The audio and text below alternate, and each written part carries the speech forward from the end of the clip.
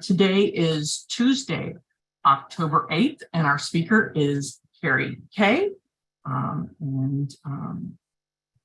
Keri, I'm ready to turn the floor over to you. That's it. Thank you. Thank you, Tricia. Thank you. Yes, my name is Keri K, and I am a recovered compulsive overeater, a relapse survivor, 100-pounder.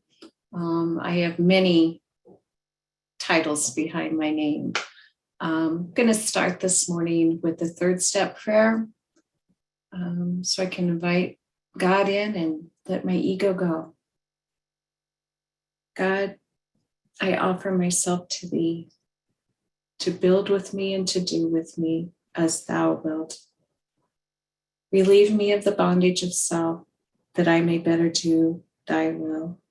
Take away my difficulties, that victory over them may bear witness to those I would help of thy power, thy love, and thy way of life. May I do thy will always. I am perfectly imperfect Keri. I've had a perfectly imperfect life prior to OA and now during OA, since I came into these rooms 7 years ago at the age of 51. It was October 2015 that I came to these rooms. And I do want to qualify briefly. I love when people qualify because, and I had actually a sponsee of mine I'm working with now. She says, gosh, when I go to those meetings, I just feel so different and like I don't belong because everybody looks so nice. And, and it's like, oh, wow. Oh, honey, you belong, so I do want to qualify and let you know where I came from. Now looking back, I can see that I believe, and I want to back up here just a minute too. What I'm going to share today is my story, my journey. If I misspeak, this is my opinion on things. I'll do best to keep it to program, but please know, this is Keri K speaking, not the big book. So anything that, I do misspeak, I want to just say, you can blame it on me. So this is where I've come from. I really do believe I was born a compulsive overeater. I was born and raised here in Iowa, still in Iowa today. I remember sneaking food at a very young age. Mom would hide it. My brothers and I there's 4 of us. We were all within 5 years of each other. So mom had her hands full. She was home with us. I didn't have access to a lot of what I now know as my binge foods. So, my weight kept relatively in check for those first 10 years or so of life, 11, 12 years, until I got into the junior high school age and the high school age. But she would have baking supplies in the freezer or hidden in drawers or whatever. And I would find them. I would always find those. I would sneak and hide them. And we had a cookie jar on the counter in an old farmhouse with a pass-through window that went into the family room. And I would crawl on the floor so no one could see me. That's in the family room. And I could lift that cookie jar lid off without a sound. So that is definitely not normal, I don't think, to sneak and hide food. And I always wanted more than my brothers had. I always wanted those second helpings, but I never got those second helpings. But mainly I want to say is, I had a life of love and family, especially those first 10 years.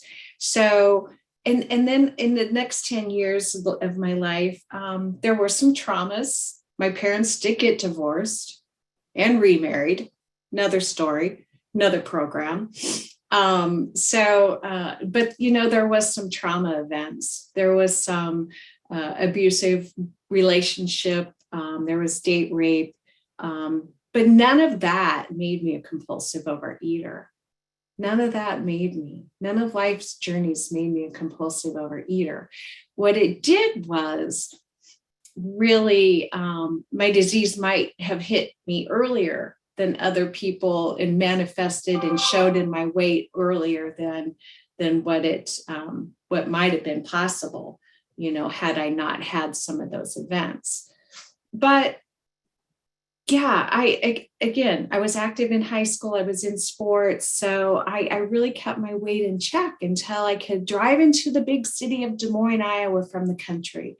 Once I got that driver's license, once I had my own money, once I had more freedom, I did use those foods to squash down the feelings, to calm the feelings, to move away from the feelings, especially during these traumatic events. And the weight it started to pack on.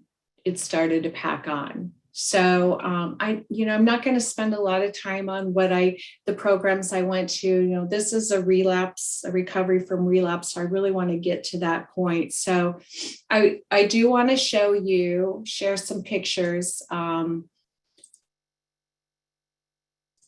See if this will work here. Are you guys able to see it? Okay, good. I'm sorry. I'm on two screens, so I wasn't sure. Let's see. Hang on, folks.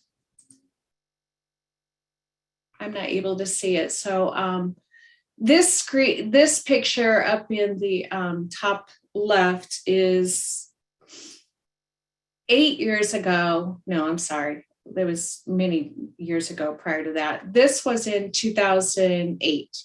This is when I met my husband. And this is really where, my journey took off prior to this, but this is where I really, the diets hadn't worked anymore. This is where I was hitting what I would call my first rock bottom. And the picture in the black I think that is the morning before my weight loss surgery in January 2009. So I was over 300 pounds at my top weight. And I think I was probably 270, 275 there.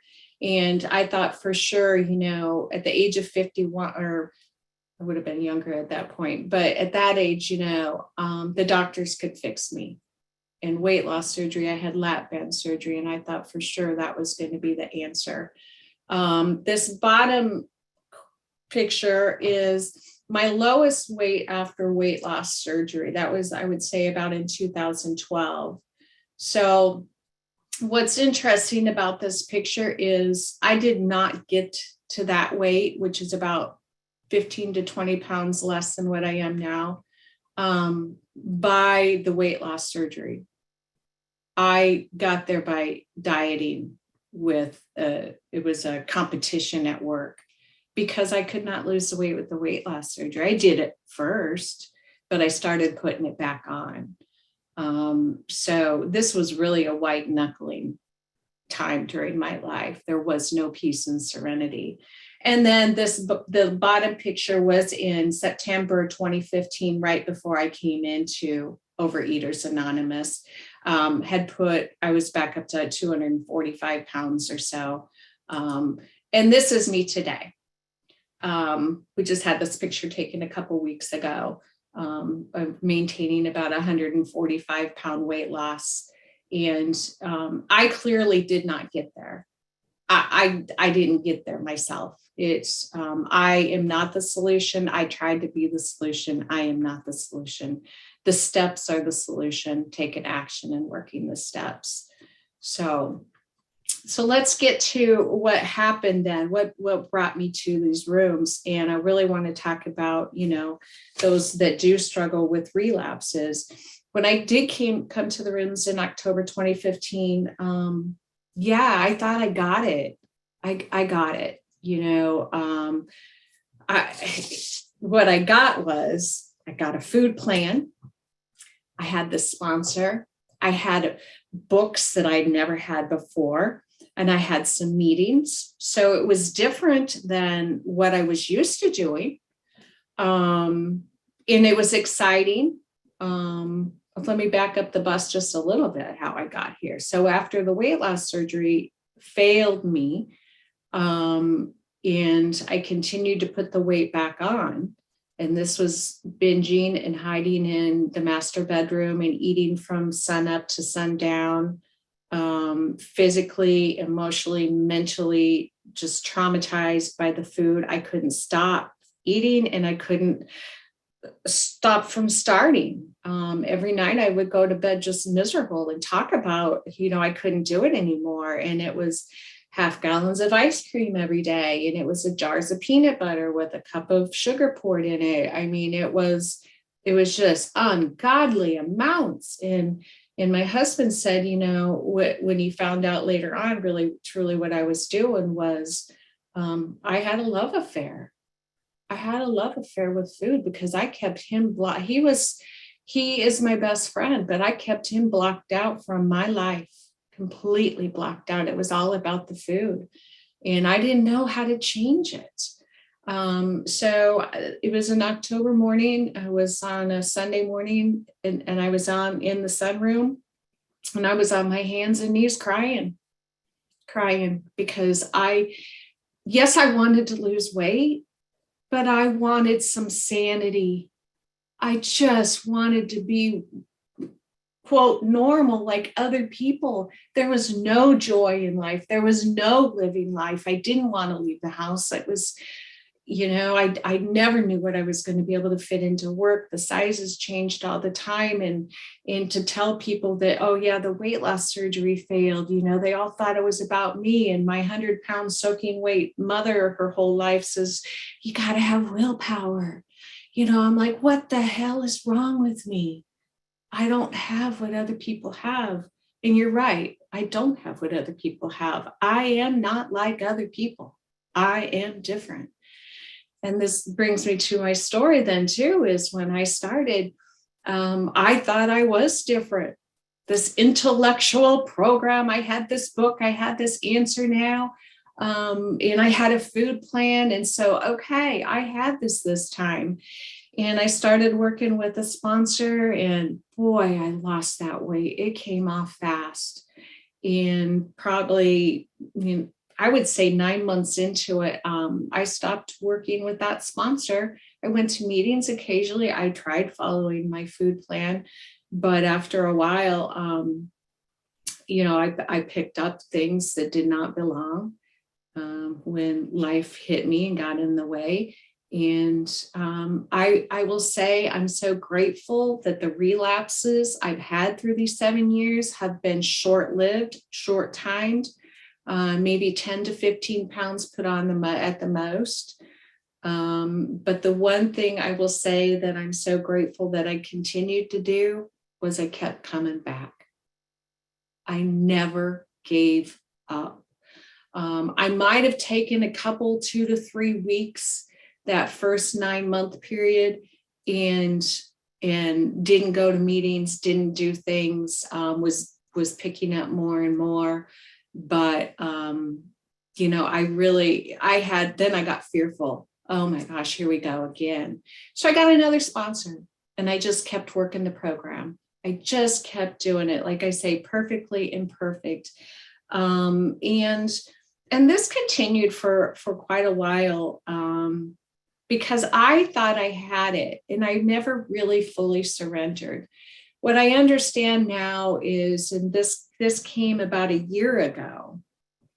So again, I was very fortunate that I didn't gain a lot of weight, but I never had food neutrality. I never had serenity. For the first 6 years, I had a much happier life. Oh, yes. And I did have joy. And yes, the picture behind me was in Alaska in 2019. So I did do things and was living life. And I felt really good. But truly, I was still fighting because I had not fully surrendered. And I heard that last fall when fear started setting in again. I was doing some behaviors that was not good. I was still picking up occasionally, but yet had some control. I could muster up the willpower and get back until the fear got, I would hear stories. Thank God for these Zoom meetings now, because I could hear stories last year. And I don't know that I ever would have heard that had it not been for Zoom, and so many numerous stories that is like, oh, wow, I am still not working this program the way it is laid out to be worked. It's very clear. And Keri's intellect and my own willpower was trying to still control it and do things my way.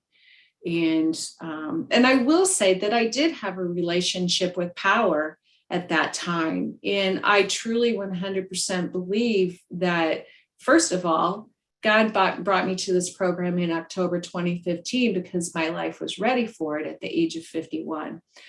And I also believe that the imperfect part of me working the program is just part of my journey and what I needed to go through.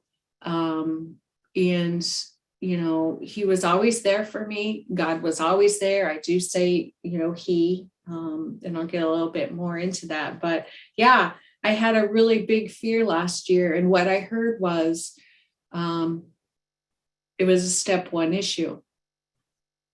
I had not fully surrendered.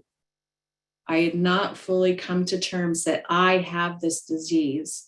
I would tell people I have this disease, but I didn't wholeheartedly believe it. And I would think, yeah, I am different. I'm different than you guys. I got this. I don't have to do all this stuff, that everybody else is doing that talks about it. And, over time, I heard that, yeah, you're different. All right, Keri, you're different from the normal eater. You're not different from the people in the rooms of OA. So to be food neutral, to live a serene, peaceful life, you got to do what they're doing. And now I know I'm different, and I do embrace it. I do embrace it because this is a life beyond my wildest dreams. I never would have had this kind of life, knowing that life is not all about me, that it's about others. Ooh, what a concept. 51 years I live life about me. So what happened is I just let go. And I love the saying, let go and let God. But also, if God's not your word, let go and let good take over. Let go and let good. And today I do that. I breathe in the sunlight of the Spirit each and every day. When I let go, when I finally had it happen last year, there's one of my step 11 things that I listen to, and it's a little poem. And, I let go of the committee of indecision without hesitation or worry.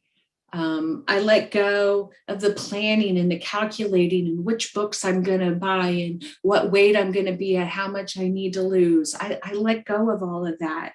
I let go of analyzing, and I'm an analyst for life living. That's what I do. I let go of all that. I just let go, just like a leaf falling from the tree, just let go, trust, have faith, let go. No more control. I don't have to control anymore. And what a beautiful feeling to finally take that step one experience. I got a sponsor last January from the OA birthday party, the LA OA birthday party. I was attending that weekend. I had just finished Kim G's 6-week series of step one, where I really got the fact that, oh yeah, I'm one, and I did come to peace with that in terms and fully surrendered, and wasn't intending on getting the sponsor again, but I was led in that direction. It's time to go through the steps again. You've fully taken step one. Let's do this. And I did it, and I did it with gusto. I surrendered my agenda. I opened up to the infinite possibilities of really letting God control my life. Um, and what I do today is, well, let me back up. I worked those steps. I worked them in about 11 weeks. I worked all 12 steps. There were some amends I hadn't made before. So I made those amends, and I fully cleaned house. And if there are things that pop into my mind, it's like, oh yeah, I didn't do that, and that's important about step 4 is, as my sponsor is heading into it now, is that we're going to clean house with those things that pop into our mind, but we're not going to fret over it. We're not going to spend a ton of time about it. We're going to do it the best we can, because we got a lifetime to do this. This is a journey. My life changes all the time. So something may happen in your journey that, we deal with it as it happens. So yeah, I just worked all the steps, and I now live in the program, taking action, living all the steps every day, which I didn't do before because I thought somehow I was different. Now, I am perfectly imperfect. I did wear my perfectly imperfect shirt today. But what I do in my imperfect life is, the one thing I do perfectly is connect with my higher power. And I have balance, and I have trust and faith in my direction from power. There are sometimes I'm all in program. It's like I'm on the phone all the time. I'm in meetings. I'm leading. I'm doing things. And there's other times I'm half in, and there's other times it's like I'm just not feeling it. But when I have a connection with God, or with good, or with Denali, or with Mother Nature, whoever you want to call it, when I'm truly listening, I know the direction I need to take. I'll hear, when I hear the voices in the head and the calamity taking over again, I hear God. I mean, it's very pointed to me. It's because you're not taking the time to do this. You need to call a newcomer today. You need to make those calls today. You need to lead this meeting. You need to do service. So, and I'll just say too, when I'm going through my sponsor this year, the two things that made the difference for me was, after relapse, in several relapses in the course of 7 years, was taking the step 1 issue, but then building that relationship with higher power. I spent so much time this year, very open-minded, very willing, eyes wide open, looking for God moments, good moments, to really have a relationship with power. And it took a long time. I needed to, because God, for me, and my husband's an atheist. So when I say God, he knows what I'm talking about, because it's this whole feeling. It is the sunlight of the spirit. It's the light and the love. And it's beyond any definition and picture I can paint.